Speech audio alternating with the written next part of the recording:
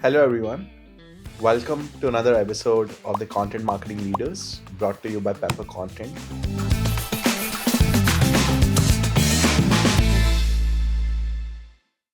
I'm Anirudh Singla, the co founder and CEO of Pepper, and today we're thrilled to be joined by Chee Gates, who's a very senior content marketing leader who's had varied experiences from leading content at companies like MetLife, Bed and Bath, and multiple others. And her work spans across editorial work, content strategy, and enterprise marketing. Chi, it's an honor to have you with us. Thank you so much for your time. Thank you so much for having me today. Amazing. So, she very curious. Would love to know more about your journey. Right, you've obviously been at so many amazing companies and largely with a very content first, content focused role. Uh, what got you into this space? Just very curious to know more about that. Yes, thanks for that question. So, I have always been a writer. I've always known since I was a child that I wanted to write and make a living at doing that. And I started in magazines. It's a very natural transition for me out of college with a creative writing degree. And I really enjoyed that work as an editor. You're really thinking about audience, you're thinking about storytelling, and where I worked at Oprah Magazine specifically, we focused on service based journalism. So it was really about creating stories that were relevant for our audience that had an action that we wanted them to either consider or to follow through with. And the whole point of the story was about helping them enrich their lives and take steps to improve their lives. So it really transitioned well into the work that I started doing with brands, which was after the magazine industry sort of had a little bit of a pivot and became much more digital. And then my first foray into content marketing out of content editing and writing was with Sears. And that was in 2011. And ever since then, it's been off to the races. That's amazing. And for you, obviously you've seen the entire content journey from magazine to digital and so on. How have you seen digital content ecosystems evolve? So I think the biggest shift for brands, number one, has been them creating in-house teams that lead content strategy, right? So just to essentially recognize that content creation and content strategy is a necessary part of a marketing strategy and of a go-to-market strategy, right? So that's something that I've seen evolve as well. So brands creating their own content, right? And forming teams to do that. And then also brands being able to better understand their customers, their audiences, and having the intel and the sense to essentially create content that speaks to those specific audience segments and continuously trying to learn more about what those audience segments want, what their pain and passion points are, and how to connect that information to a content strategy, a holistic content strategy that can really speak to that audience and motivate them to choose that brand or that service over others. Makes sense. Makes sense. And for you, as you went about thinking through channels, right? Especially you worked in large consumer companies, and how have you seen content formats, channels evolve as well? Like, as a content leader today, uh, what has been the shift of what channels were you focusing on early on? And how have you seen the role of content also change from a business impact standpoint? Sure. Yeah. So the first part of your question, I would definitely say uh, the number one sort of, I guess, entry point into the work that I did was in digital marketing. And a lot of that had to do with just creating website content, creating digital content, and crafting those messages, creating that entire content design experience on a website. And then definitely social content has changed extremely. The first time that I was really sort of thinking heavily about social was in 2012 when I was working at Sears and we were working with fitness influencers because I was working specifically on a fitness focused component of the business at that point. Sears was the number one retailer of large scale fitness home equipment. And we were working with fitness influencers on Twitter, which at that time was very new. And we were really trying to understand how those influencers were building their communities. And clearly now it's just exploded. There's so much opportunity from UGC content on YouTube to TikTok and creator content and the monetization of that content. So that's just been a complete, sort of explosion and a nuance that continues to grow. Amazing, amazing. And for you, a big part of this approach of building the content program segments, uh, did you think about always building and developing this more in-house or with agencies or contractors? And now with AI coming in, how has that even changed?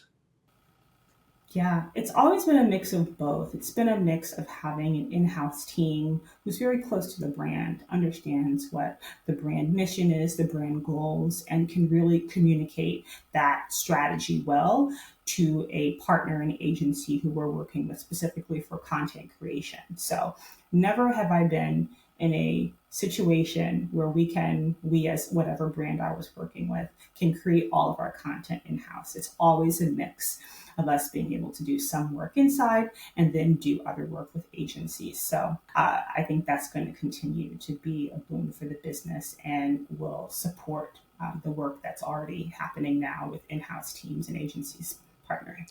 Amazing. And see, for you, how do you look at this advent of AI? Are you for the positive with AI, or are you still a skeptic? Just where are you on the spectrum? Oh, yeah. I mean, as much as I am a purist creative writer and I love the craft of writing, I'm continuing to study it now that I'm getting my MFA finally after 21 years. Uh, I still see a need for AI. I think AI is going nowhere, and there are so many quotes that talk about change in the world and that you must change with it. And this is a change, I think, that can support the work that writers like me and creative thinkers like me are doing. And it can really help support what some of our native ideas are and help execute those ideas and bring them to market, test them out, see if they work. And then if they don't, then give us the opportunity to iterate on those ideas. So that's what I like it for. I like it for its scalability and working with human beings to be able to move things out into the world at a faster pace, at a more scalable pace. Makes sense. Makes sense. Well, that's super interesting. Very interesting to know. And just curious, what kind of use cases have worked out really well for you from an AI standpoint? Would this be a lot more? We're seeing people use AI for research purposes, where it's able to just bring together a lot of information at one place, or in some cases generation. But any very unique cases which are very out of the normal and the convention, where you found great use of this? Hmm. I've seen AI create iterations of headlines that are very helpful. I've seen AI sort of marry up imagery and copy and give it, three different iterations with three different tonalities, things like that. So those are some of the things that I've seen. But from a day to day perspective, it can do a lot of other, I think, helpful things that just help you get work done. Like, let's say you have, a massive document and you just want to summarize what the key points are because you may be going into a meeting and you didn't have 20 minutes to read beforehand, and being able to use AI to sort of collapse all that information into some takeaway points that you can just have in your back pocket as needed. So I see it more so than just being this sort of creative use case, just a day to day kind of assistant to help you get work done and to help you be more efficient with your time. Very interesting. That's amazing to know. And for you, actually, just as you think about even creative as a ecosystem, we were going through your experiences and thought you're doing your MFA, which is an incredible creative journey, right? So, talk to us more about that. What's like, for example, how has this experience changed how you're doing storytelling and creative problem solving? And would be great for listeners to also understand how they can think through the same. Well, thank you for asking that. I had a couple of choices coming out of college, getting my bachelor's in creative writing, and I had an opportunity to go into a grad program and get my MFA then, or I had an opportunity to take an internship at Oprah Magazine. And I took the internship at Oprah Magazine, which ended up dovetailing into a 3-year appointment where I essentially, School of Hard Knocks, learned everything that I didn't learn in my BA about how to write in the real world, how to apply my skills in a business context. But I always maintain that I am a creative writer who just so happens to be in a marketing function. It will always be that way for me. And that's how I approach my work. I have always maintained the craft principles that I learned not only at Oprah, but when I was getting my BA. And now that I'm taking my MFA and going for that, I get to refine those craft principles even more.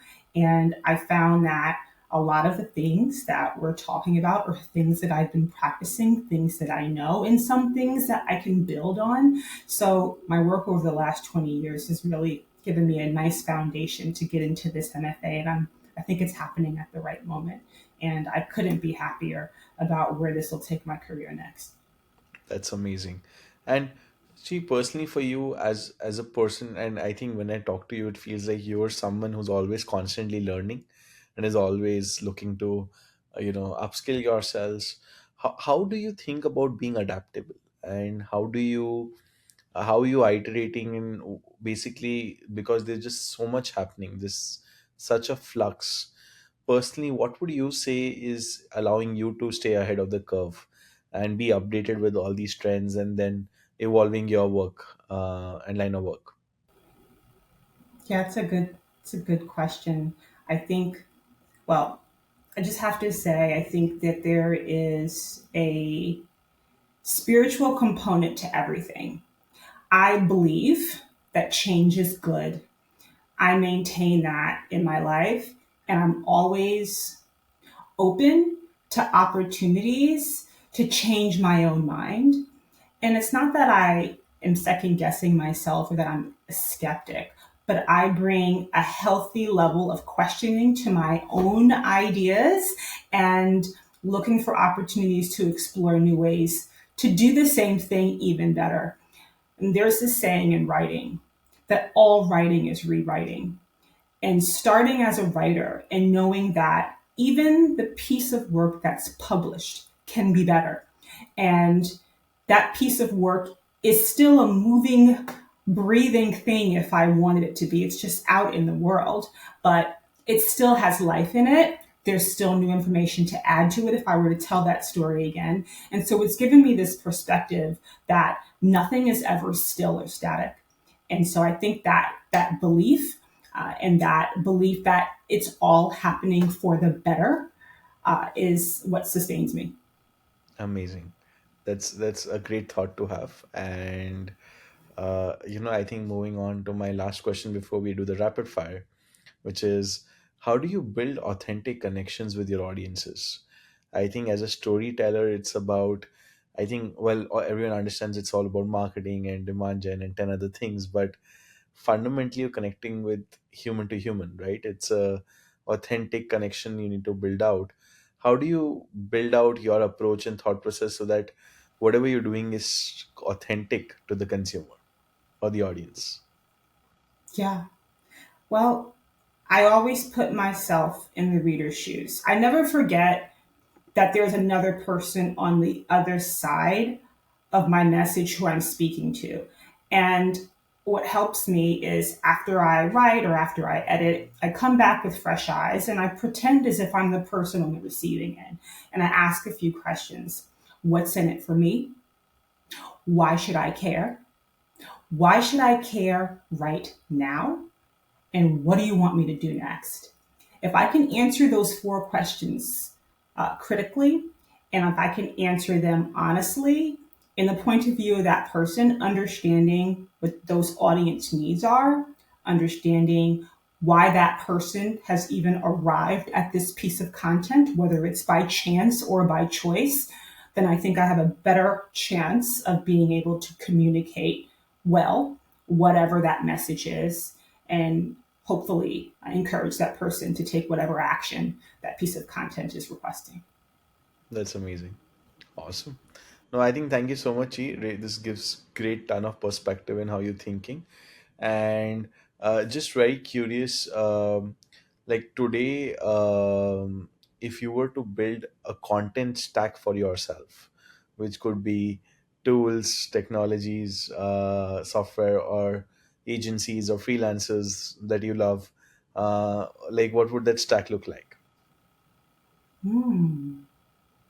Well, I would definitely need, first of all, a good data scientist. um, uh, I believe in the viability of someone who knows how to mine for data and who knows how to take big data and break it down into fields and facets and uh, a framework that a marketer like me, who is not a data scientist, can understand. So you have to be able to like ask that data questions, right? So I need someone who can do that.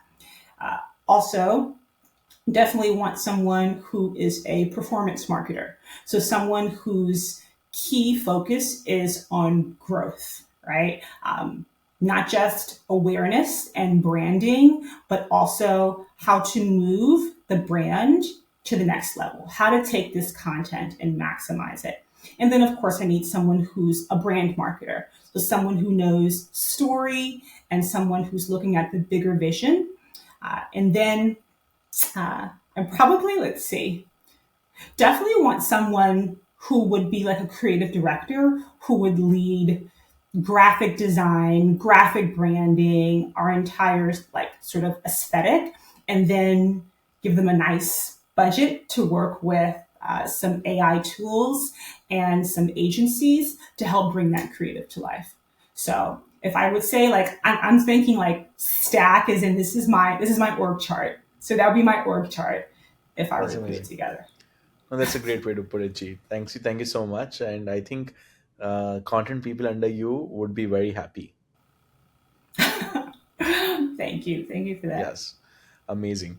So I think lastly coming to the rapid fire, Chi. So this is interesting. We will ask you a bunch of quick questions.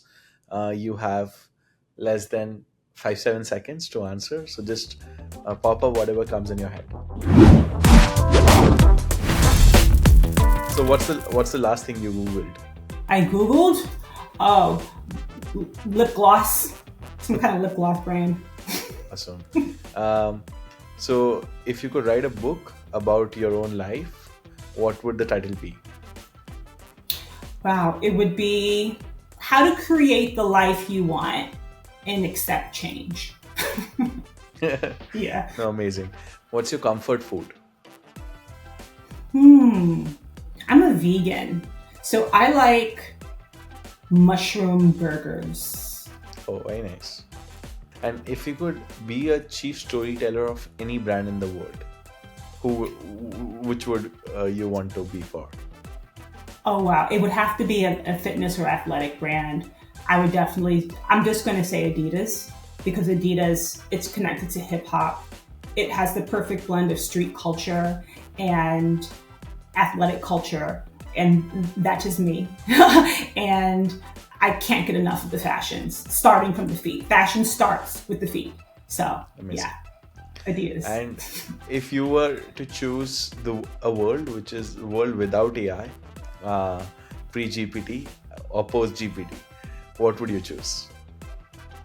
Oh, post. Yeah, just for the plot. Like I want to see what happens. Like I'm in it for the story. Like I know what happened before. I'm a storyteller. I want to follow the plot line. Let's see. Makes sense. Yeah. Yeah. Amazing. Nochi, I think this has been awesome. Thank you so much for your time. I think we've had a ton of insights that have come from you, and I think I personally look forward to you potentially being that next storyteller for these amazing brands. But thank you so much. Really appreciate your time. Thank you. Thank you for having me. Amazing.